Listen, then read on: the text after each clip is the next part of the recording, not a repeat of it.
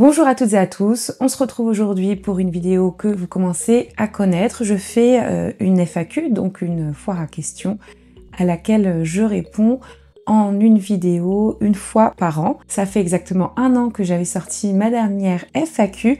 Et entre-temps, vous le savez, il se passe énormément de choses. C'est toujours bien de faire une petite mise à jour sur les projets, l'avenir de la chaîne, mais aussi me présenter pour les nouveaux et les nouvelles qui m'ont rejoint cette année, qui n'ont potentiellement pas vu cette vidéo FAQ. Donc déjà très rapidement pour celles et ceux qui me découvrent avec cette vidéo, je m'appelle Marine, je travaille sur les disparitions inquiétantes. Et donc je fais des vidéos la plupart du temps en accord avec les familles pour médiatiser et potentiellement obtenir des témoignages importants et faire bouger les dossiers de disparition irrésolus.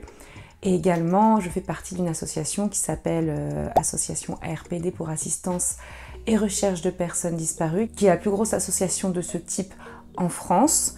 On est aujourd'hui plus de 700 bénévoles à travers toute la France et même dans les pays limitrophes. Je travaille sur YouTube depuis maintenant 2022. J'ai sorti vraiment beaucoup de vidéos qui sont des fois des vidéos en lien avec des dossiers de mon association ARPD ou autres, des mises au point sur des enquêtes très médiatisées et où on se perd un petit peu dans le flux d'informations qu'on nous transmet à travers les médias, notamment je pense à cette année Émile et Lina. J'ai lancé sur mes 3 plateformes de prédilection, c'est-à-dire Instagram, YouTube et X ex-Twitter, un appel à vos questionnements et j'ai eu plus d'une 50aine de questions, on va dire de questions qui ne se répètent pas parce que j'ai eu beaucoup de fois les mêmes questions également. Et c'est drôle de voir à travers les différentes plateformes le type de questions que vous me posez. Par exemple, les questions posées sur Instagram sont totalement différentes que celles posées sur YouTube ou Twitter. Donc c'est intéressant de voir ça lorsqu'on fait le tri. J'ai trié et je vais essayer de répondre assez succinctement non plus pour pas que ma vidéo dure 1 heure. Je parle beaucoup, donc je vais vraiment faire un effort pour vous. Et je voulais profiter de cette vidéo pour vous remercier des 60 000 abonnés qu'on vient de passer. Je m'y attendais pas, on se rapproche des 100 000 abonnés, alors ça va pas être tout de suite, c'est clair, mais ça me fait tellement plaisir, donc je vous remercie pour ça. Et pour le moment, on continue donc dans cette voie avec ma chaîne. On va commencer par les questions un peu mixtes. Ensuite, on fera les questions plus précisément sur la RPD parce que vous en avez beaucoup. Et enfin, des questions un peu plus sur l'avenir de ma chaîne et sur mes projets. Pour la plupart, ce sont des questions qui sont publiques, donc je ne vais pas cacher vos identifiants. Pour celles et ceux qui m'ont posé des questions sur Instagram, par exemple, ou en privé, je ne montrerai pas votre identifiant, juste au cas où. Qu'est-ce qui vous a poussé à vous intéresser aux disparitions? C'est une question qui m'a été posée plusieurs fois. Donc je vais y répondre quand même assez succinctement puisque j'ai déjà répondu dans mes anciennes FAQ à cette question, mais tout simplement, moi j'expliquais que j'ai très basiquement envie dans ma vie d'aider les gens, que ce soit à travers le médical, la science, parce que j'étais scientifique avant. Je voulais quelque chose, une aide un peu plus appliquée, que je voyais plus concrètement, on va dire, devant moi. Et en plus de ça, on va dire que j'ai toujours été passionnée par les enquêtes. Alors pas par le morbide, ni le true crime pur et dur, tout ce qui est sanglant, gore, tout ça, je déteste. Par contre, les enquêtes, ça m'intéresse énormément. J'ai toujours été intéressée de voir comment les enquêteurs arrivaient à résoudre une enquête avec quels indices et j'ai appliqué ça indirectement en fait aux disparitions. Par la force des choses, au fur et à mesure, après l'ouverture de ma chaîne YouTube, j'ai rejoint des groupes Facebook de disparitions inquiétantes. Je me suis rendu compte du nombre de disparitions et aussi du peu de médiatisation de la plupart d'entre elles. Et c'est comme ça que j'ai commencé à m'intéresser aux disparitions, puisque je savais que les familles étaient en demande de médiatisation, donc je pouvais aider les familles et en même temps je pouvais également enquêter. Quel a été le cas de disparition qui vous a le plus marqué et pourquoi? Alors vous me posez beaucoup la question, et en fait, au fur et à mesure que je traite de nouveaux cas de disparition, il est très dur de choisir un cas qui m'a le plus marqué.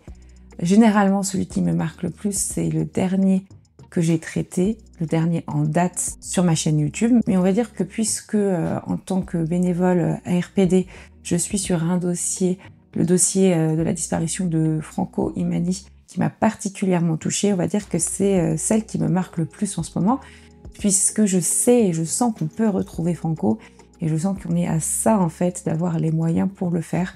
Et c'est assez frustrant, puis j'ai aussi rencontré toute la famille qui est très touchante, les frères, la mère de Franco. Donc c'est vrai que dès qu'on est en contact avec les familles, et qu'on ressent leur douleur, on est tout de suite un peu plus touché. Comment choisissez-vous les cas de disparition que vous allez couvrir? Alors j'y ai déjà répondu aussi dans d'anciennes vidéos. Donc très rapidement, c'est soit des cas qui m'apparaissent en fait dans ma timeline sur Facebook ou sur Instagram ou sur Twitter, ou soit tout simplement des familles à travers les bénévoles ARPD qui me contactent pour que je traite leur cas de disparition. C'est jamais de la même manière que je vais contacter ou qu'on me contacte en fait. C'est au cas par cas, mais il y a ces deux grosses catégories. Soit je les contacte, soit on me contacte. Après combien de temps la police laisse tomber une affaire si la personne n'a jamais été retrouvée? Là aussi, c'est une question qui dépend énormément des commissariats, des disparitions. En fait, c'est au cas par cas. Des fois, il y a des cas qui sont très anciens et qui restent ouverts depuis un petit moment, qui n'ont jamais été classés sans suite, par exemple. Ou alors, il y a des cas qui sont assez rapidement classés sans suite, au bout d'1 an ou 2 ans. Ça dépend de plein de choses, des indices qu'on a dans le dossier, de la disparition. Mais ça dépend vraiment, donc c'est très très dur à répondre à cette question. Qu'en est-il de la délicate question des enterrés sous X? Donc c'est vrai que je vous en parle beaucoup sur ma chaîne, des enterrés sous X. Quand est-ce que le projet Phénix, fichier d'enregistrement et d'identification des X, verra-t-il le jour? Qu'avez-vous proposé en tant qu'association sur cette question? Alors c'est très intéressant, c'est très compliqué aussi puisque on a l'impression qu'on stagne et il y avait un projet effectivement. Je vais vous mettre ici à l'écran de quoi il s'agit pour pas que vous soyez trop perdus. Les enterrés sous X, vous le savez très certainement, ce sont des corps qui ont été retrouvés et qui sont non identifiés, qui ne l'ont pas été, où l'ADN ne matche pas par exemple avec un ADN enregistré au FNEG. Donc c'est vrai que ce projet Phénix, on en parle depuis un petit moment au niveau du ministère de l'Intérieur. Il y a un flou juridique qui entoure la disparition non inquiétante de majeurs responsables et donc il y a beaucoup de choses à faire. Ils disent qu'il faut effectivement constituer un fichier national d'empreintes qui permettrait d'identifier des dépouilles retrouvées et ainsi de les croiser avec des empreintes génétiques de personnes disparues. Il faut savoir qu'aujourd'hui ce n'est pas réalisé automatiquement quand on retrouve un corps. On va pas obligatoirement faire un prélèvement génétique sur ce corps. Ça dépend encore une fois des commissariats, ça dépend de ce qu'on leur a indiqué de faire ou pas.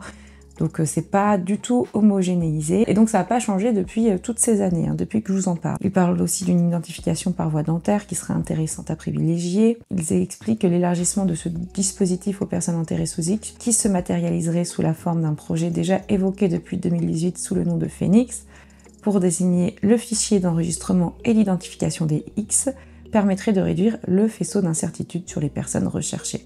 Donc pour le moment, y a rien depuis 2021, j'ai l'impression. J'ai l'impression que ça stagne. Donc effectivement, nous avec la RPD, on avait fait plusieurs propositions aux différents ministères intéressés, et notamment au ministère de l'Intérieur, notamment encore une fois sur les enterrés sous X. Je vais vous retrouver cette proposition. Évidemment, la création d'un fichier national unique des disparus et des enterrés sous X pour qu'on puisse faire le lien très rapidement entre les deux. Mais comme en ce moment on n'est pas très entendu et qu'on n'a pas trop de réponses là-dessus, on réalise ce fichier au sein de l'association. Donc notamment, il va y avoir des personnes qui font partie de notre nouvelle cellule officiellement ouverte cette année qui s'appelle la cellule enterrés sous X.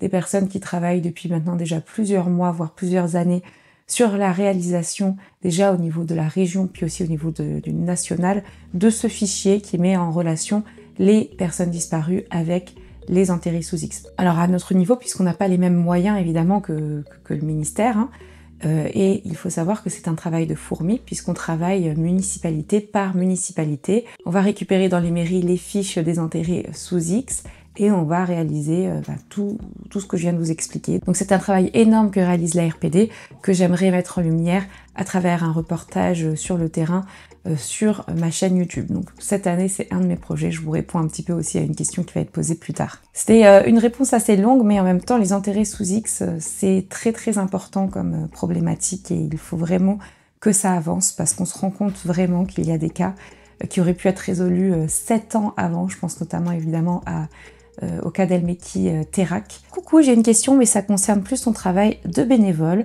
Est-ce que vous travaillez avec d'autres associations pour les corps enterrés sous X, donc ça revient encore, ou est-ce un projet pour sans doute retrouver des personnes dites disparues? En France, c'est connu les enterrés sous X, mais est-ce que des gens font le tri dans tout ça? Ça fait 2 questions. J'ai déjà à peu près répondu. Pour le moment, c'est nous qui faisons le tri.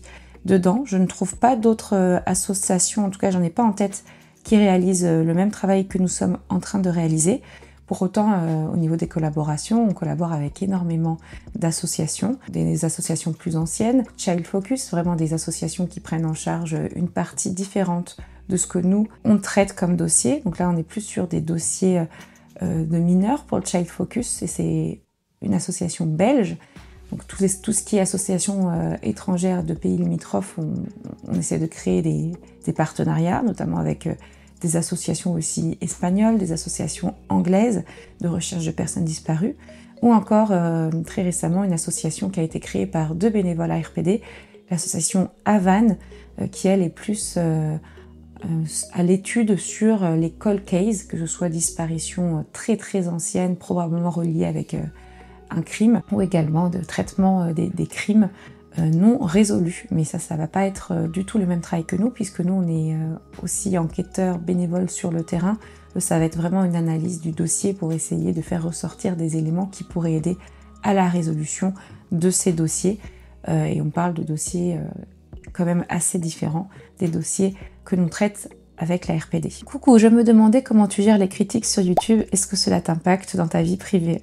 Alors, pour les critiques sur YouTube, j'en ai pas tant que ça heureusement, mais j'en ai quand même plusieurs par semaine. Et bon, je suis toujours assez étonnée de me dire qu'on peut être autant énervé contre quelqu'un qu'on ne connaît pas et on peut être aussi méchant. Donc ça dépend, des fois je bloque tout simplement la personne et je passe à autre chose, ou des fois, ça me titille de répondre puisque je suis pas dans un très bon mood ou dans une très bonne journée, on va dire, et on réagit un petit peu différemment en fonction de nos humeurs. Je sais que je devrais juste passer à autre chose, mais des fois on a envie de répondre et de me défendre, ce qui est complètement bête puisque ces personnes sont de toute façon, en tout cas la plupart, je parle de critiques non constructives, ces personnes-là sont juste dans un but de me bâcher, quoi, et je ne sais pas trop pourquoi. Simplement, je pense que ma tête leur revient pas, mon travail leur revient pas, et moi je comprends pas ça puisque je suis pas comme ça. C'est-à-dire que si je vais pas aimer un créateur de contenu ou une vidéo, je vais pas laisser un commentaire négatif non constructif. Déjà, je laisse très peu de commentaires sur YouTube, je vais juste demander à YouTube de ne plus me recommander ces vidéos, puis voilà, on passe à autre chose. Généralement, moi j'ai pas le temps spécialement de regarder des vidéos de personnes que je n'aime pas, pour derrière perdre mon temps à écrire des commentaires négatifs sur cette personne. Je vois pas l'intérêt. Au départ, on en rigolait un petit peu puisque j'ai un dossier avec tous les commentaires un peu négatifs, méchants, et on en rigole avec mes abonnés et les personnes qui sont sur mon Discord, que je vous mets en barre de description si vous voulez aller voir. On rigole bien. Il y en a une notamment, j'ai jamais compris, mais en fait on ne l'avait pas bloquée parce que c'était un running gag. C'est-à-dire que elle s'appelle Pauline Routier, c'est son pseudo sur YouTube, mais je l'ai bloquée entre-temps parce qu'elle commençait vraiment à me gonfler.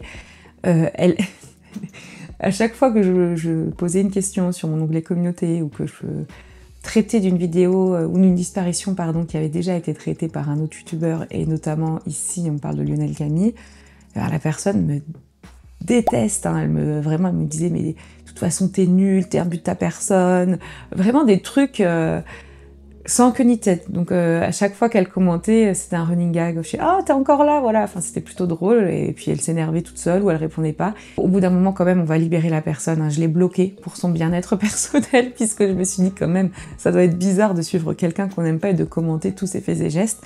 Et des fois ça peut être quand même très violent, mais vu que ce sont des personnes qui ont l'air vraiment tristes dans leur vie, sur le moment je me dis mais c'est vraiment méchant, et puis après je me dis mais franchement ça fait de la peine, vraiment.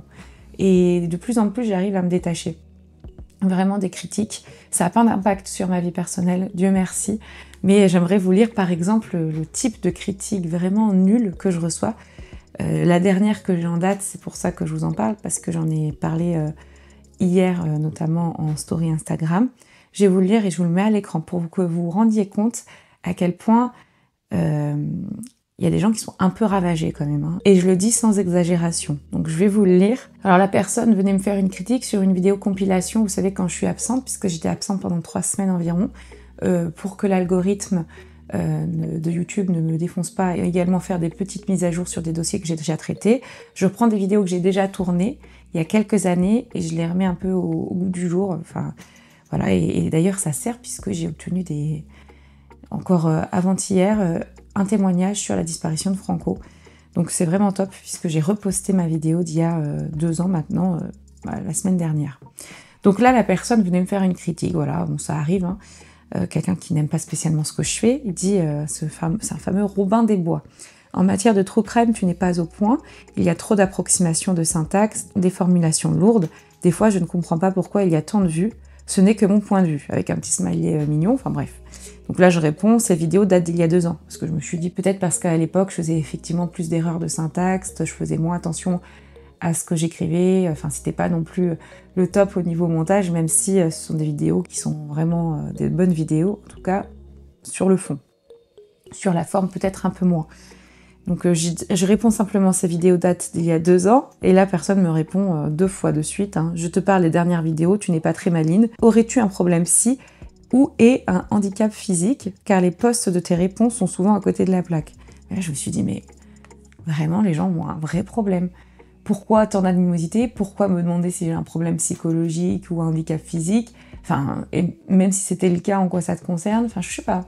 Je trouve ça bizarre et je me dis vraiment que les gens sont d'une méchanceté sans nom, tout simplement parce qu'ils t'aiment pas, quoi. Parce que même ma réponse était cordiale, rien de méchant, bon, rien de sympa non plus, mais une phrase basique. Voilà, donc je pense que les réseaux sociaux donnent la parole à des gens qui ne devraient pas l'avoir. Je pense que ces gens n'oseraient jamais dire en face ce qu'ils pensent de nous. Il y a une personne effectivement qui m'avait fait des menaces, hein. Heureusement que je te vois pas en face, sinon tu verrais ce que je te ferais. Enfin bref.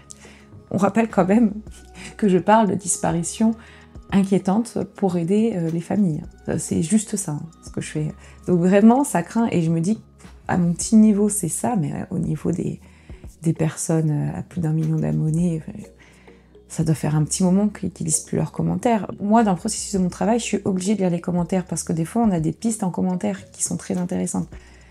Donc j'ai quand même des modérateurs qui m'aident pas mal et je les remercie ici, notamment Floki, Seb et Mélanie, qui se reconnaîtront bien évidemment. Des fois, il y a des commentaires qui passent à travers, notamment ceux-là, et je me dis que à mon petit niveau, c'est déjà grave. Alors au niveau des personnes qui font simplement, entre guillemets, du divertissement et qui s'en prennent encore plus sur la tronche, ça doit vraiment être difficile à gérer. Bon, j'en avais gros sur la patate, hein, mais au moins c'est dit. Bonjour, comment gère-t-on l'impact des affaires suivies sur sa vie privée? Êtes-vous surprotectrice avec des proches? Projets télé ou radio? Pour les projets télé ou radio, je vous en parlerai en fin de vidéo, parce qu'il y a d'autres questions à ce niveau-là. Comment est-ce que je gère l'impact des affaires sur ma vie privée? C'est un peu compliqué puisque je travaille de chez moi, je suis auto-entrepreneur. Donc ça prend effectivement de toute façon un peu de place dans ma vie privée. J'ai de la chance d'avoir un mari qui est intéressé par ce que je fais, qui me pose énormément de questions et en plus de ça qui s'intéresse réellement, donc ça fait plaisir. Et on en discute des fois ensemble, mais heureusement on ne parle pas que de ça à la maison parce que ce serait un peu triste quand même. Ce sont des dossiers qui sont assez tristes pour les familles et ça prend effectivement une bonne part d'empathie pour les traiter. Mais de plus en plus, j'arrive à faire la part des choses. Bien que je me sois déjà pris des remarques, oui, tu oses aller partir en vacances, alors qu'il y a des personnes qui sont disparues. Enfin, ça, c'est des remarques de personnes qui réfléchissent pas. Si je devais m'arrêter de vivre, je pourrais pas être efficace pour tout ce que je fais, pour tout mon travail.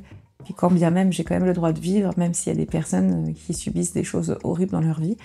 Donc, sur ma vie privée, ça m'impacte pas trop. En tout cas, plus trop, puisqu'à l'époque, j'arrivais moins à faire la part des choses. Est-ce que je suis surprotectrice avec mes proches? Oui.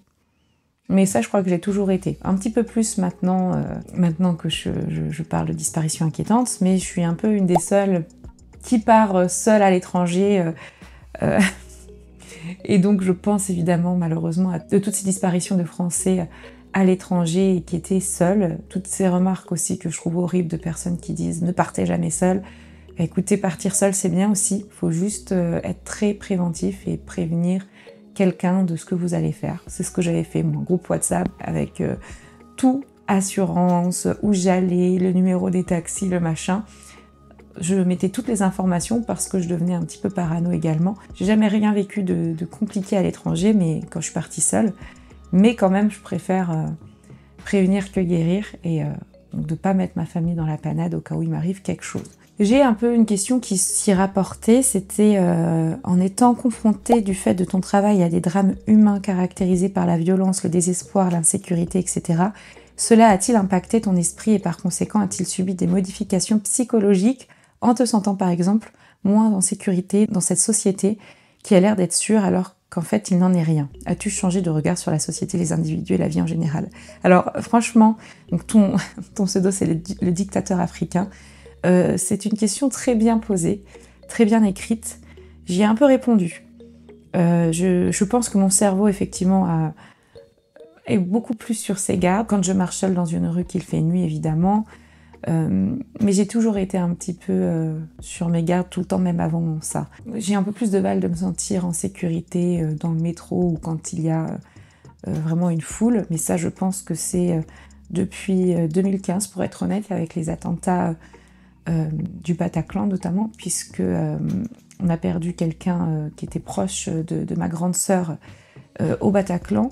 Donc c'est vrai que ça m'a pas mal impacté. Par contre, par rapport aux disparitions, je suis juste un petit peu plus sur mes gardes quand je vais dans un endroit toute seule, mais j'ai pas vraiment changé de regard sur la société et la vie en général, parce que je travaille quand même dans une association qui est très humaine. Par contre, effectivement, que ce soit dans une société, dans une entreprise ou dans une association, je me rends compte qu'on a un beau panel de tous les types d'êtres humains qu'on peut avoir dans la vie en général. C'est très représentatif et on n'a pas que des personnes bien intentionnées qui viennent dans une association, on a aussi des personnes qui ont des problèmes d'ego. Voilà, donc ça m'a pas fait changer d'avis sur les individus, la société, ça m'a juste fait réaliser des choses que je savais qui existaient, mais j'étais un peu trop utopique, notamment sur les associations, en me disant notamment, quand on fait partie d'une association, on est obligatoirement quelqu'un de bienveillant. C'est pas le cas, mais c'est très représentatif, on va dire, de la société d'aujourd'hui. Coucou Marine, déjà un grand merci pour tes vidéos qui sont d'une très grande qualité, merci à toi. Elles doivent te prendre un temps fou, mais la qualité est là. J'aimerais savoir si traiter de tous ces sujets délicats ne t'impacte pas trop. Arrives-tu à te détacher suffisamment des cas que tu traites ou à prendre du recul pour ne pas en être trop perturbé? Te prépares-tu psychologiquement avant d'investiguer? Donc j'ai déjà répondu aux 2 premières questions. Effectivement, j'ai pris beaucoup de recul ces dernières années. Est-ce que je me prépare psychologiquement avant d'investiguer? Pas spécialement, puisque ça devient un petit peu machinal maintenant.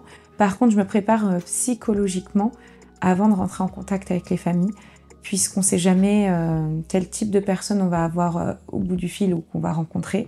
Des familles qui sont des fois méfiantes, des familles qui sont très impactées, qui vont pleurer. Donc je me prépare psychologiquement et si je dois craquer, moi psychologiquement, ce sera après ma rencontre ou mon échange avec une famille. Ça m'est très souvent arrivé, d'ailleurs, que ce soit là-dedans ou dans le privé, de ne pas pleurer sur l'instant T, mais de pleurer après, le lendemain, ou voilà, en y repensant. Je sais pas pourquoi je suis comme ça, mais j'essaie de pas trop être impactée sur le moment pour essayer de rester professionnelle, entre guillemets. Bonjour Marine et merci pour tes vidéos, de rien. Question 1. Est-ce que la RPD a une méthodologie spécifique? Les enquêteurs ont-ils des spécialités? Alors, on a une méthodologie spécifique qui est uniforme à tous les enquêteurs bénévoles de notre association, parce qu'on fait une formation à l'entrée. Donc je ne peux pas donner plus d'informations ici sur la formation, mais celles et ceux qui font partie de l'association le savent. Les enquêteurs ont-ils des spécialités? Alors certains oui, certains non. Effectivement, on a des personnes qui ont des spécialités qui pendant un moment n'ont pas pu être mises à profit efficacement ou intelligemment, on va dire, dans l'association, puisque on n'avait pas réuni ces spécialités dans des cellules spécialisées. Donc cette année, officiellement, on a créé plusieurs cellules qui sont spécialisées et des cellules qui sont maintenant composées de plusieurs personnes avec certaines spécificités. Notamment, on a une cellule médicale avec des médecins, légistes, avec des dentistes, voilà. Donc des personnes qui sont dans le médical. On a une cellule communication dont je fais partie, mais aussi il y a des journalistes ou des anciens journalistes qui font partie dans notre association. On a des cellules notamment enterrées sous X, dont je vous ai parlé tout à l'heure. Cellules sectes aussi, avec des personnes qui ont déjà travaillé sur ces problématiques-là. Donc des personnes qui ont des spécialités qu'on va mettre au profit dans notre association pour pouvoir travailler efficacement et pouvoir réquisitionner dans certains de nos dossiers ces cellules pour qu'on ait des avis d'experts. On essaie vraiment de se professionnaliser avec des experts dans nos cellules. Question 3, à quand le million d'abonnés? C'est pas tout de suite, hein. On est très loin du million. Essayons déjà d'atteindre les 100 000 et je serai très contente. Le million, je pense même jamais l'atteindre, pour être honnête. As-tu accès aux dossiers RPD d'autres que la région de l'Est? Car tu traites beaucoup plus ceux de l'Est. Alors pas du tout. Alors si je traite ceux de l'Est plus que les autres régions, c'est pas du tout fait exprès. Soit c'est parce que les personnes de l'Est me contactent plus et que j'ai plus de possibilités de rentrer en contact avec ces familles-là. Mais non, je traite des dossiers de Normandie, du Sud, même des DOM-TOM, de la région lyonnaise, beaucoup de Chambéry d'ailleurs. Je pense que j'en ai beaucoup plus traité de la région Auvergne-Rhône-Alpes qu'ailleurs. Donc je sais pas trop pourquoi tu me poses cette question, n'hésite pas à me le dire dans les commentaires ou venir me le demander en privé, puisque ce n'est pas vraiment le cas. Je traite vraiment de tous les dossiers, hein. Je fais aucun choix et j'ai accès aux dossiers RPD de toutes les régions. Quels sont les critères pour intégrer le réseau d'enquêteurs? Y a-t-il un petit financement pour effectuer les déplacements? Donc alors les critères, il n'y en a pas spécialement. C'est vrai que si on a une spécialité qu'on peut mettre en avant dans l'association, c'est un plus. Il faut être motivé, avoir un peu de temps et surtout être pas mal bon en communication puisqu'on travaille avec d'autres personnes. Y a-t-il un petit financement? Bien sûr qu'il y a un financement pour les déplacements dans la région. Il faut qu'il soit justifié ces déplacements, mais effectivement, moi j'ai été tout le temps remboursée quand je me suis déplacée pour mes enquêtes. Est-ce que vous proposez une formation? Bien évidemment, on a une formation pour former les bénévoles. Pouvons-nous agir avec la gendarmerie ou la justice? Oui, de plus en plus, on a des partenariats police-justice qu'on a mis en place dans certaines communes, dans certains endroits en France, avec l'association qui est de plus en plus reconnue au niveau national. Comment gérer son emploi du temps perso, pro et celui du réseau d'enquêteurs? Ça, c'est vraiment en fonction de toi et en fonction des dossiers que tu vas avoir. De toute façon, au départ, tu dis un petit peu le temps que tu as par semaine et puis on va te donner des missions en fonction du temps que tu as dans l'association. Par exemple, si un dossier qui demande d'être très présent, on va plus se donner à quelqu'un qui est à la retraite ou quoi que ce soit, ou qui a plus de temps, ou que quelqu'un qui a 2-3 heures à consacrer à l'association, ce qui est déjà énorme par semaine. La même personne nous demande, serait-il possible que tu nous fasses une vidéo pour nous expliquer comment fonctionne l'association? Est-ce que ça te rapporte humainement parlant? Bah écoute, en fait, on a prévu d'en faire une au sein de l'association. Ça fait quelques temps maintenant, on n'a pas trop le temps, ça prend beaucoup de temps, puis les bénévoles ont aussi leur vie à côté. Mais effectivement, c'est quelque chose qu'on va essayer de faire cette année. On reviendra normalement assez rapidement vers vous là-dessus. Bonjour Marine, ma question, comment réagissent les familles des disparus quand vous les contactez? Sont-ils de nouveau en espérance vu l'ensemble de votre travail? Je vous souhaite le meilleur et plein de nouveaux abonnés. C'est très gentil, merci beaucoup. Alors, comment réagissent les familles des disparus? Soit, je vous le disais, c'est directement elles à travers les bénévoles RPD qui me contactent, ou soit quand je les contacte, il y a toujours... soit j'obtiens pas de réponse spécialement, donc je ne réalise pas de vidéo, ou soit j'obtiens une réponse, elle peut être négative, non désolé, on n'a pas envie de reparler de ça, de remuer ça, et je le comprends tout à fait, donc je réponds, pas de souci, n'hésitez pas à revenir vers moi si par hasard vous changez d'avis, ce qui est déjà arrivé, hein, d'ailleurs sur une de mes prochaines vidéos qui va sortir, je crois dans 2 semaines ou 3 semaines, les personnes ne voulaient pas que je sorte de vidéo au départ, et elles sont revenues vers moi en voulant absolument que je sorte une vidéo puisque l'hiver arrive et que la personne est très probablement dehors et qu'ils ont besoin de la retrouver avant que l'hiver pointe le bout de son nez. Donc évidemment, je ferai la vidéo. Il y a des fois des personnes qui veulent faire une vidéo et qui derrière ne veulent plus. Et ça, c'est un peu embêtant puisque, on va dire grossièrement que j'ai les fesses entre 2 chaises.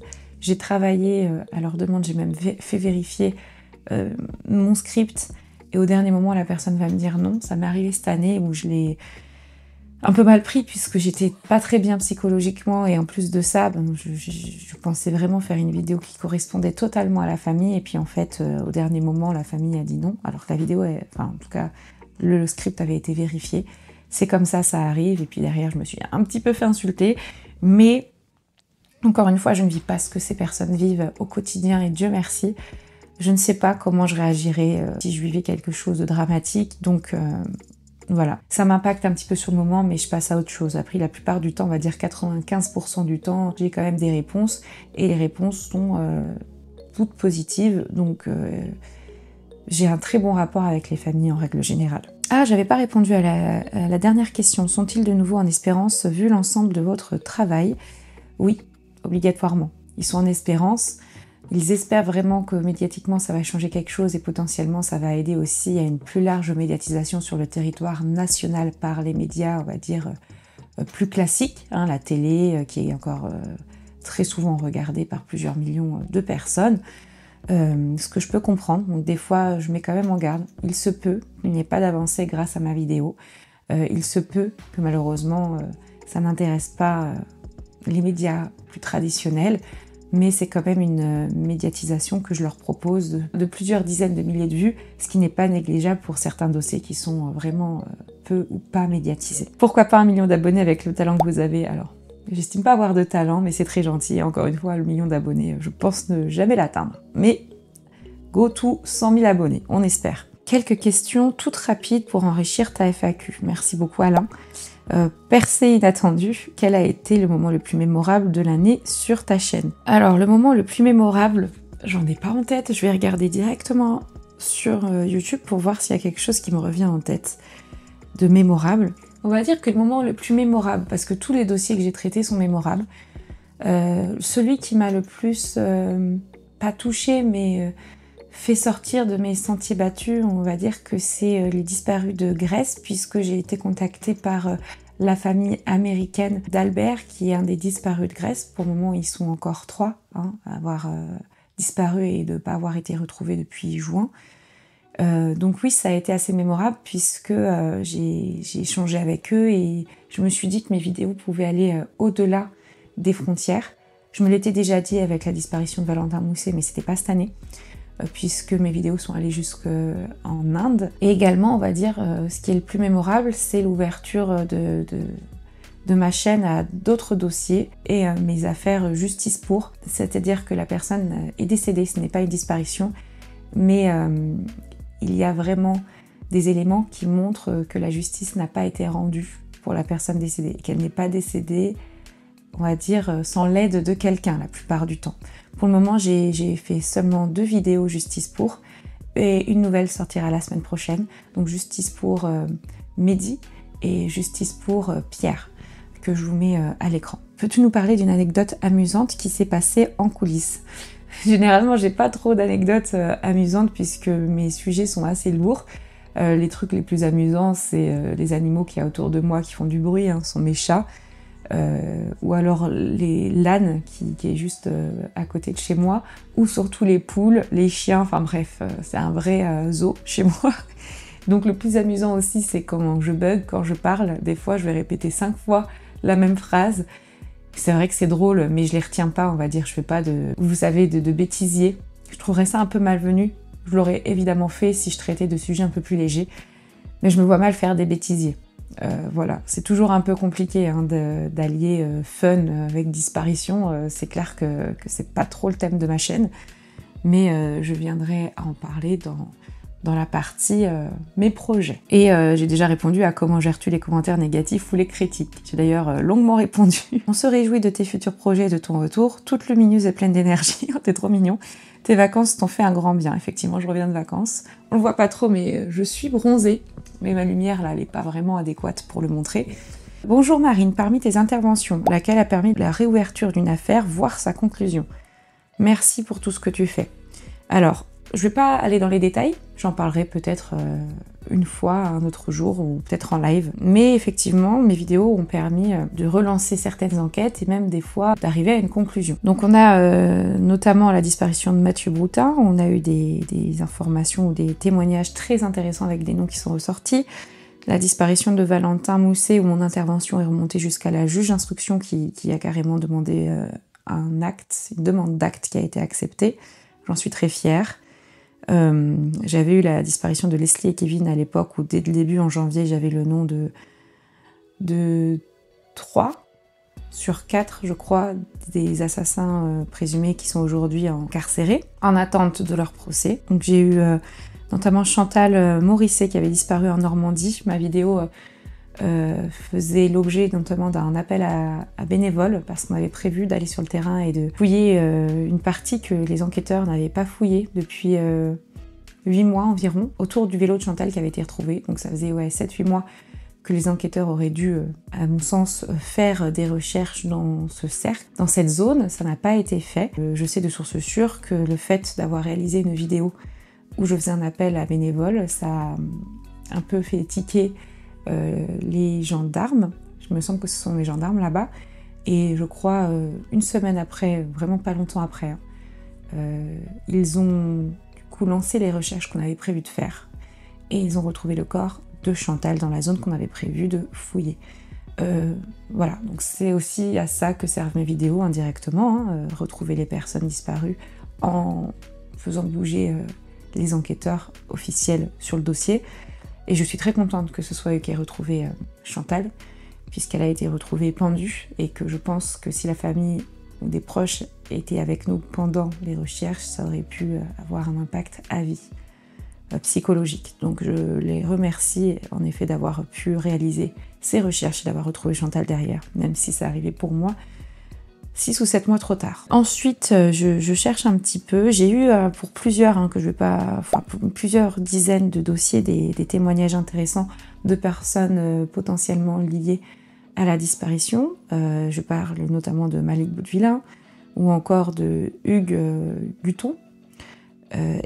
Ce sont des personnes qui potentiellement ont été victimes d'un crime en plus de ça. Donc les personnes qui nous ont contactés n'avaient pas donné certaines informations aux enquêteurs officiels. Pour certains, c'est mieux de se confier à une personne sur YouTube qu'à des enquêteurs ou à des policiers ou des gendarmes en qui ils n'ont pas confiance. Et c'est vrai que contrairement aux émissions à la télé, nous, notre espace commentaire est ouvert, on peut très facilement me contacter par mail également. C'est plus facile, c'est en fait une nouvelle manière de médiatiser et potentiellement d'enquêter ou de faire avancer des enquêtes de disparition inquiétante, on va dire mon média. Donc je suis très contente pour ça. Alors bonjour, avez-vous des infos sur l'avancement des enquêtes traitées dans la dernière émission de Julien Courbet à la télé? Alors dans la dernière émission, je n'y étais pas puisque j'étais en voyage de noces. Et on avait la disparition de Vanessa Mellet traitée et également Majid Hamadi pour les dossiers ARPD. Les autres, j'ai aucune information. Donc oui, on a eu des informations intéressantes. Pour le moment, on est en train de travailler dessus, mais je peux pas trop en dire plus. Jenny, qui me suit depuis super longtemps maintenant, je te remercie pour ça Jenny, me dit on veut plus de vidéos sponsor. Oui. Et on veut des interviews à RPD. Alors pour les vidéos sponsor, elle me dit ça très certainement parce que vous avez vu, ça fait un petit moment, peut-être 3 mois, que je n'ai pas eu de vidéos sponsor. Et elle sait à quel point c'est important pour mon chiffre d'affaires. Pour le moment, on va dire que je suis un peu en stand-by et je me mets une deadline pour certaines choses. Mais je n'ai pas potentiellement d'opportunité. Je vais en avoir une là qui va arriver bientôt, mais pas spécialement d'autres pour le moment.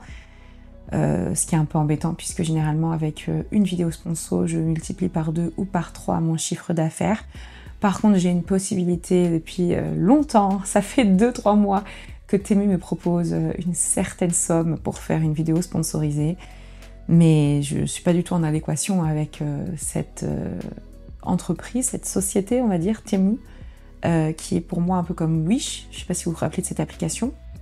Tout ça pour dire qu'ils m'ont encore écrit il y a 3 jours et que je dis non à chaque fois puisque ça ne correspond pas à mes valeurs, même si je pourrais faire x4 au niveau de mon chiffre d'affaires. Mais je peux pas non plus vous vendre n'importe quoi, entre guillemets. Tout ce dont je vous ai parlé, j'ai tout utilisé une fois ou plus. Je suis très contente à chaque fois des super partenariats que j'ai. Donc j'espère en avoir d'autres. Pour le moment, c'est pas trop le cas, mais je vais en avoir un qui va arriver prochainement. On veut des interviews à RPD. Et c'est très intéressant. Je ne sais pas si vous en voulez également. Si vous en voulez, dites-le moi dans les commentaires, je vous en ferai. Je sais que ce ne sont pas des vidéos qui vont être beaucoup vues, mais ça m'intéresse énormément parce qu'on a des bénévoles dans l'association qui sont tellement efficaces, des personnes qui franchement, des personnes qui retrouvent en une semaine 2 personnes disparues, puis elles font pas ça pour être médiatisées, vous voyez. Donc j'ai envie de leur rendre hommage et et d'interroger ces personnes de l'ombre qui travaillent efficacement dans l'association et qui retrouvent ces personnes disparues. Jenny m'a aussi posé une autre question sur mon régime alimentaire et mon sport. Il me dit que je suis sublime et elle me veut des conseils. Alors c'est très gentil. Elle dit ça parce que j'ai posté, je vous mets ici des photos de moi à la plage. Faut savoir que ces photos-là, c'est pas un essai, hein. J'en prends plusieurs avant de trouver jolie sur une photo. J'ai pas de régime alimentaire spécifique, je me fais vraiment plaisir, c'est juste que je fais beaucoup plus à manger. Et je remercie HelloFresh, je ne suis pas sponsorisée, hein, mais je remercie HelloFresh pour ça, puisque ça m'a permis énormément de varier mes plats et surtout d'avoir des plats très healthy. Donc je suis très contente, très sain. Et je fais un peu de sport, enfin là en ce moment j'ai pas encore repris puisque j'étais 3 semaines en vacances et que j'ai pas commencé mon sport en vacances. Pour moi, ça reprend cette semaine. Je fais un programme du style Sissimua, mais j'ai changé récemment pour Shana Kress et Mathias Matijas, je crois que c'est comme ça qu'ils s'appellent. Ce sont des personnes issues de la télé-réalité, mais leur programme sportif me correspond totalement. Donc, comme quoi, j'aime bien leur reconversion. Je regarde pas la télé-réalité depuis... enfin, je la regarde plus depuis très longtemps, mais ça me fait plaisir de voir que des gens s'investissent dans des vrais projets derrière. Et donc je leur donne un peu de force et en même temps ça me fait bien bouger, je les remercie pour ça. J'ai aussi la chance d'avoir un super métabolisme, je pense, qui fait que je prends pas énormément de poids, même si j'en ai pris ces dernières années. Alors, possible d'avoir un update sur les avis de disparition de l'année. Bon. J'en ferai quand il y en aura hein, sur ma chaîne. Je fais des vidéos mises à jour de plusieurs dossiers quand il y en a d'importantes mises à jour. J'en ai fait notamment souvent cette année sur le dossier Lina.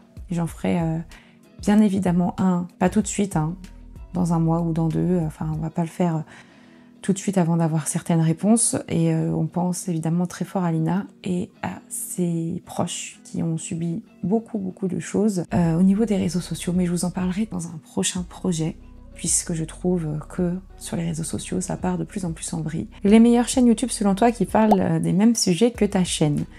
Alors, les meilleures chaînes... Je vais pas être très objectif. Je pense à Rafu, notamment, que j'ai rencontré quand je suis allée en Thaïlande, qui fait un très bon travail, très qualitatif. Et lui, il est plus aussi sur les disparitions inquiétantes, même s'il traite plus de true crime pur et dur. On n'est pas beaucoup à faire des disparitions. Hein. Donc je suis obligée de citer Lionel Camille, qui pour moi fait du très bon travail. Même si au niveau de nos abonnés, on a eu quelques différends. Moi, je pense que je reste très objective et même si je ne regarde pas ses vidéos, je sais des retours que j'ai et de ce que j'ai pu voir à l'époque, puisque j'avais regardé ses vidéos sur Boscodon, puisque j'ai traité un dossier de la dernière disparue de Boscodon, Monique Thibert. Je pense que son travail est très intéressant, très bien mené. Alors il y avait des approximations et des faussetés hein, dans les disparus de Boscodon, mais je sais que en matière de disparition, il est très apprécié. Donc je suis pour moi obligée de dire que il fait du très bon travail, et si vous appréciez le travail plutôt éthique, on va dire, et respectueux, je pense qu'il en fait partie, même si on n'a pas le même projet, on va dire, sur nos chaînes respectives. J'espère ne pas oublier quelqu'un, mais sinon, je vous ai déjà fait la liste sur Instagram, sur YouTube, et même sur Twitch, de toutes les chaînes que j'apprécie. J'apprécie évidemment Cogiteur, même si pour moi c'est plus hard. J'apprécie Max Sky, qui fait un très bon travail et qui a une très bonne éloquence et qui se donne corps et âme, on va dire, pour sa chaîne, et j'apprécie énormément tout ce qu'il fait. Évidemment Liv, Sonia Liu, Victoria Charlton. Ah, elle est aussi dans ce que je voulais dire pour les disparitions, évidemment Victoria Charlton, mais j'ai l'impression que j'en ai tellement parlé que c'est une évidence. Victoria Charlton qui fait du très bon travail, très éthique également, et tout le temps en contact avec les familles, la plupart du temps en tout cas, bien évidemment. Lucasine, je regarde pas trop, mais je sais que je vous ai fait une liste que je vous mettrai ici sur X. Voilà, je crois qu'il y a Ariston Prudent, il y a À regarder après minuit. On n'est pas non plus beaucoup. Il y a pas mal de chaînes true crime, plus true crime plus disparition d'ailleurs, qui ont émergé en France, en tout cas dans le paysage francophone, mais on n'est pas tant que ça finalement. On va dire de plus de 50 000 abonnés. Hein, il y en a, je pense aussi des petites qui essayent d'émerger. Moi je parle de celles que je connais. Désolée, le cadre a dû bouger puisque j'avais plus de place sur ma carte SD. Je vais essayer de répondre un peu plus vite pour les autres puisque j'ai l'impression qu'il y en a beaucoup qui se ressemblent. Quelle est l'affaire que tu as traitée qui t'a le plus touché cette année? Alors, je vous ai parlé de Franco, mais c'était pas cette année. Donc celle qui m'a le plus touchée, je vous le disais, hein, c'est toujours les dernières que je traite, mais si je dois vraiment être honnête, on va dire Lina, de par l'enfance pas facile du tout qu'a eu cette jeune fille et le dénouement tragique que vous connaissez tous aujourd'hui. C'est vraiment horrible, mais pour les moins médiatisés, je dirais Majid Amadi, la famille qui est très très impactée, le fait qu'on le voit très content sur les vidéos de surveillance que je vous ai mis dans ma vidéo, et qu'on sait qu'il a disparu juste après, et on ne sait pas aujourd'hui encore où il est. Voilà, je pense Majid et Lina, même si évidemment toutes les disparitions m'ont touchée vraiment. Mais les dossiers que j'ai en tête, c'est vraiment ceux-là. Qu'est-ce que tu retiens de plus marquant dans les affaires que tu as traitées? Ce que je retiens de plus marquant dans toutes ces affaires, ce sont évidemment les familles, et la tristesse, le désespoir, ou le fait que leur vie maintenant ne tourne plus qu'autour de ça, en tout cas pour certains membres des familles. Et c'est vraiment la force des familles qui m'impacte le plus à chaque fois. Combien de temps prend la préparation d'une vidéo? Est-ce que tu fais toujours tout toute seule? Peux-tu nous parler de tes projets pour 2025 ou c'est top secret? À quoi ressemble ton quotidien à la RPD? Alors, très rapidement, préparation d'une vidéo, au total, ça me prend entre 4 et 7 jours. Si c'est sur le terrain, c'est 10 jours. Est-ce que tu fais toujours tout toute seule? Recherche, tournage, montage? Oui, je fais tout toute seule. Mon mari s'occupe des miniatures parce que moi je suis vraiment pas douée là-dedans. Et pour ce qui est de la recherche, quand on parle d'un dossier RPD, généralement je m'appuie énormément sur les recherches qu'ont réalisées les enquêteurs bénévoles et sur ce que les familles me donnent. Et ça m'aide aussi donc beaucoup à être très précise dans ce que je dis. À quoi ressemble mon quotidien? Vous le verrez très bientôt. Je vous en parlerai dans un média que je vous partagerai donc sur YouTube. Peux-tu nous parler de tes projets? Oui, je vais vous en parler. J'ai plusieurs projets. Bon, enfin, il y en a un que je peux pas trop en parler avant d'avoir signé officiellement un contrat. Je vous en parlerai en temps voulu. Parce que la dernière fois que j'ai parlé d'un projet qui pourtant était là, quoi, c'était le projet avec Europe 1 et qui a malheureusement, pour des raisons que je ne peux évoquer ici, pas pu se faire. Et c'est un projet avec Liv et Sonia, que je salue ici, que j'apprécie énormément. Quelqu'un me demande encore la différence entre un travail à temps plein ou bénévolat par rapport à ce que je fais. C'est vrai que ça pose beaucoup de questions. Il y a beaucoup de personnes qui me disent « Oui, tu parles de l'association, mais en fait, t'es pas bénévole. » Enfin bref, je comprends que ce soit pas facile à comprendre. Donc j'ai vraiment mon travail bénévole que je dirais, j'essaie de descendre à 50% de mon temps, et mon travail sur YouTube qui me prend le reste. Et c'est seulement mon travail sur YouTube qui est rémunéré. C'est-à-dire que je ne gagne rien pour tout ce que je fais dans l'association. Je suis chargée de communication, notamment je gère toute la communication nationale. Je gère une équipe de plusieurs personnes dans la communication. Je travaille également sur plusieurs dossiers dans l'association de par mon statut un peu spécifique, puisque je traite de dossiers de notre association sur ma chaîne YouTube. Je suis la seule à faire ça. C'est pour ça que j'ai accès à tous les dossiers d'ailleurs. Et voilà, j'ai quand même une place assez importante, on va le dire, hein, dans l'association. Donc non, je ne suis en aucun cas payée pour ça. Les seules choses qui me rapportent de l'argent, je le répète ici parce qu'il y a comme des nouveaux et des personnes qui n'ont pas compris ça, c'est mon travail sur YouTube, c'est-à-dire les publicités que vous passez qui sont un peu chiantes mais qui nous rapportent notre argent sur YouTube, et également les placements de produits. Je ne fais évidemment pas payer les familles pour faire une vidéo sur YouTube. Pas du tout. Je sais qu'il y a une dame qui était très très énervée contre moi, puisque je disais très souvent que j'étais vice-présidente de l'association. À chaque début de vidéo, je dis je suis vice-présidente de l'association et je suis bénévole à RPD pour toutes les vidéos qui traitent de dossiers RPD. Et ça l'embêtait, en fait je le répète, parce qu'il y a toujours des nouvelles personnes sur ma chaîne et je me présente un petit peu, ça prend 2 secondes, mais elle, ça l'embêtait, oui tu te la pètes, oui machin, oui truc. Et c'est des personnes qui vraiment... comme je disais, hein, était là sous toutes mes vidéos pour dire des choses négatives que j'ai malheureusement dû finir par bloquer, puisque cette personne avait un vrai complexe d'infériorité par rapport à moi. Et vraiment, hein, j'ai regardé, je me suis dit que ça ne pouvait être que ça, puisqu'elle se vantait de ce qu'elle faisait elle dans la vie, et que moi je méritais pas de faire ça, enfin bref, voilà. Donc je lui fais un petit coucou ici, parce que je sais que c'est le genre de personne aussi qui regarde toutes mes vidéos, même si elle est bloquée. Donc quand vous voyez plein de gens qui vont liker les commentaires négatifs, Vous voyez 6 ou 7 personnes qui vont liker les commentaires négatifs sous ma chaîne. Ce sont ces personnes-là que j'ai bloquées qui ne peuvent plus vraiment s'exprimer, sauf à travers du coup des dislikes. Donc je leur fais quand même un petit coucou, puisque c'est aussi grâce à vous que je suis bien référencée. Et donc oui, mon travail à plein temps, c'est YouTube, et je travaille quand même, en fait, tous les jours, un petit peu.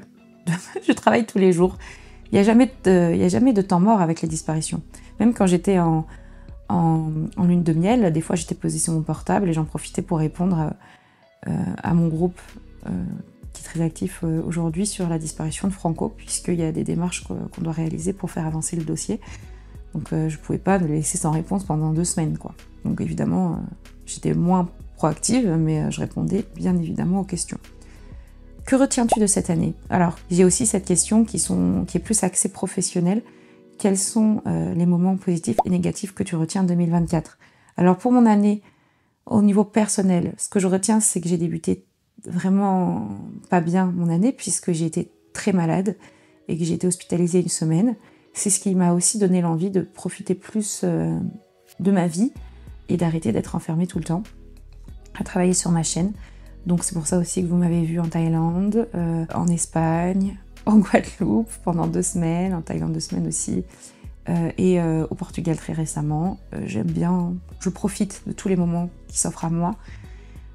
Donc que du positif cette année pour moi, parce que je me suis également mariée, faut pas que j'oublie. On le voit pas malheureusement, mais je vous ai mis une petite photo derrière, puisque je suis très fière de cette photo, je la trouve très jolie. Je me suis mariée, on a marié ma grande sœur. Voilà, que du positif, en tout cas au niveau perso, même s'il y a toujours des hauts et des bas, dans la vie c'est pas linéaire, mais que je retiens vraiment positif.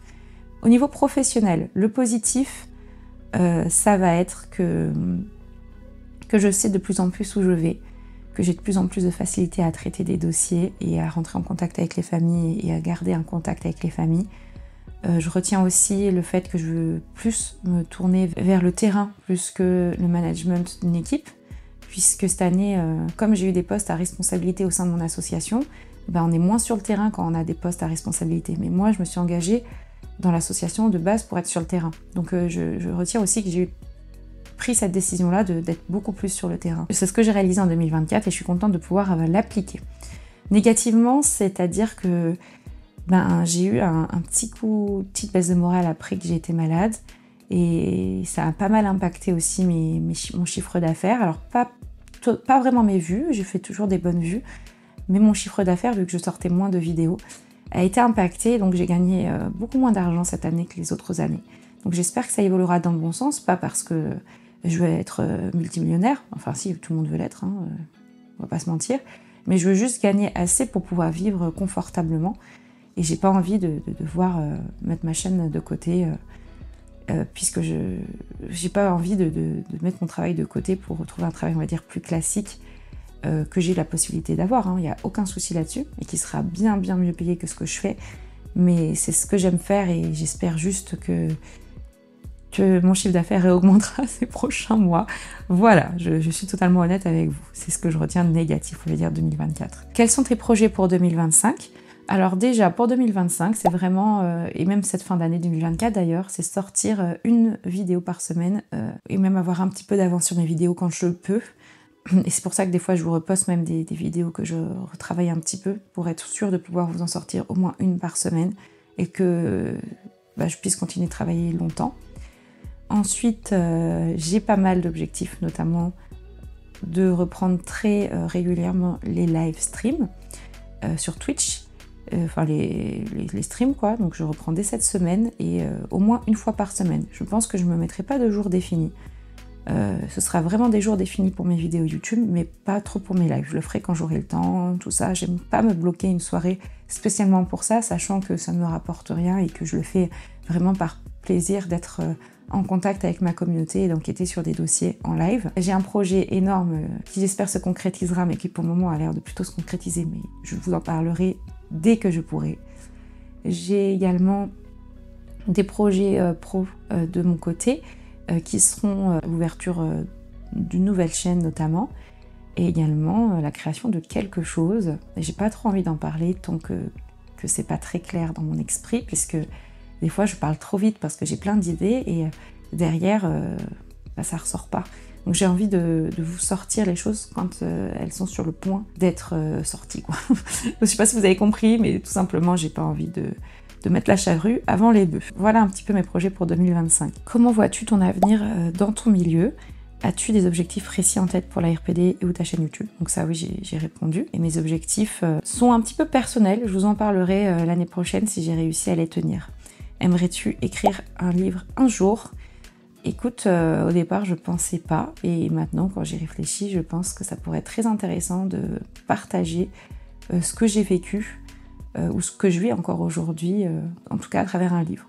Je ne sais pas quand ça se fera, mais oui, pourquoi pas un jour. Merci à tous pour avoir suivi jusqu'au bout cette vidéo. On se retrouve dimanche pour une prochaine vidéo d'une disparition que j'ai encore pas traitée sur ma chaîne. Et puis tous les dimanches maintenant, à partir de 20 h, pour une vidéo, que ce soit justice pour ou pour une disparition inquiétante. En attendant, évidemment, prenez soin de vous et de vos proches.